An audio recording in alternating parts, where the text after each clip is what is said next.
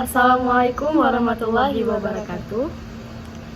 Alhamdulillahirabbil alamin. Wassalatu wassalamu ala asyrafil anbiya'i wal mursalin wa ala alihi wa ashabihi ajmain, amma ba'du. Puji syukur kehadirat Allah Subhanahu wa taala yang telah memberikan kami kesehatan dan kekuatan sehingga hari ini kami dapat menjelaskan makalah kami yang berjudul Pengertian, Perkembangan dan Sejarah Ilmu Kalam.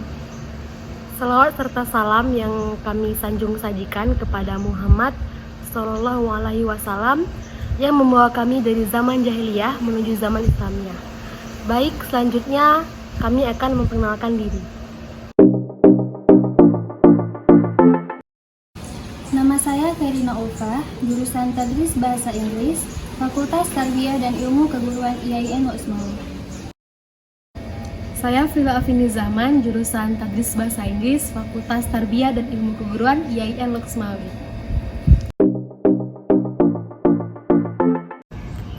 Baik, sekarang saya akan menjelaskan materi pertama tentang pengertian ilmu kalam. Secara etimologis, ilmu kalam berarti suatu pengetahuan dan kalam, yang berarti perkataan atau percakapan. Kalam yang dimaksud bukanlah pembicaraan dalam kehidupan sehari-hari, melainkan adalah pembicaraan yang bernalar dan menggunakan logika. Jadi, ilmu kalam adalah ilmu yang membahas tentang masalah ketuhanan dan ketauhidan dengan menggunakan dalil pikiran dan disertai alasan yang rasional. Dengan nama lain, ilmu ini disebut juga dengan usuluddin, yaitu pokok-pokok agama. Ilmu usuluddin terdiri daripada 3 pokok. Yang pertama adalah at-tauhid, yang mempelajari tentang keesaan Tuhan. Yang kedua ada an-nubuwah, yang mempelajari kepercayaan kepada adanya nabi. Dan yang ketiga al-ma'ad, yang mempelajari kepercayaan kepada hari kebangkitan. Namun, yang dibahas pada ilmu kalam ini bukan hanya ilmu tauhid saja, melainkan juga membahas teologi skolastik atau pengupasan ilmu tauhid secara analisa ilmu pengetahuan. Selanjutnya kami akan menjelaskan materi yang kedua, yaitu sejarah ilmu kalam. Sejarah ilmu kalam disebabkan oleh faktor-faktor politik setelah Khalifah Utsman bin Affan terbunuh dan digantikan oleh Ali bin Abi Thalib. Persoalan ilmu kalam pertama kali muncul adalah persoalan siapa yang kafir dan tidak kafir, atau siapa yang keluar dari Islam. Dalam sejarah masuknya ilmu kalam terdapat 2 aliran pokok.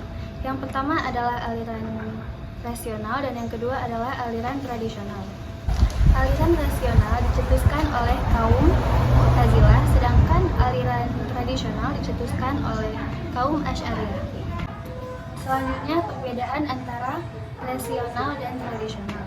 Menurut al-Mu'tazilah, akal dapat mengetahui adanya Allah, membedakan hal yang baik dan yang buruk, serta kewajiban manusia melakukan hal baik dengan hal yang buruk. Dengan demikian, dalam aliran ini akal menempati posisi paling tertinggi. Sedangkan aliran tradisional tidak memberikan kedudukan dan kemampuan terhadap akal. Karena sebelum lahirnya agama, kemampuan akal hanya terbatas mengetahui adanya Allah. Banyak pendapat yang mengatakan bahwa ilmu kalam dipengaruhi oleh historis dan politik. Beberapa faktor tersebut dibagi menjadi 2 bagian. Yang pertama yaitu faktor internal, ada perbedaan pemahaman ayat Al-Quran, penyerapan hadis yang berbeda, persoalan politik, adanya kepentingan kelompok dan golongan, ingkar terhadap ajaran agama, adanya pemahaman yang berbeda, dan yang terakhir hidup mewah. Selanjutnya yang kedua ada faktor eksternal. Faktor ini meliputi 3 bagian, yaitu yang pertama pengaruh dari luar agama Islam, yang kedua kelompok Islam yang ingin membela aliran, dan yang ketiga pengaruh filsafat Yunani. Selanjutnya yaitu materi yang ketiga, ialah perkembangan ilmu kalam. Di masa kenabian tidak ada perdebatan mengenai rincian, akidah, dan ketuhanan. Nabi Muhammad menjadi satu-satunya orang yang didatangi untuk mencari pencerahan agar tidak ada yang namanya perbedaan pendapat di kalangan sahabat mengenai perkara ketuhanan. Setelah wafatnya Rasulullah, barulah aliran pemikiran Islam muncul. Ilmu kalam lahir ketika terjadinya perseteruan antara Ali bin Abi Thalib dan Muawiyah bin Abi Sufyan. Permasalahan tersebut sudah tampak pada masa kekhalifahan Utsman bin Affan.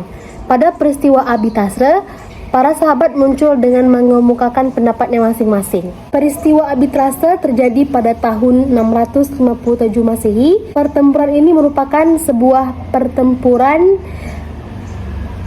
antara kubu Ali bin Abi Thalib dan kubu Muawiyah bin Abu Sufyan.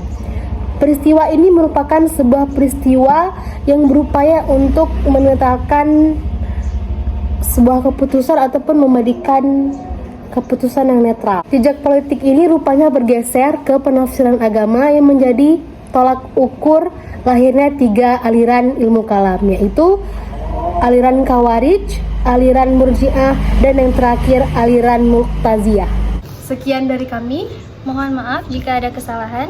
Terima kasih. Wassalamualaikum warahmatullahi wabarakatuh.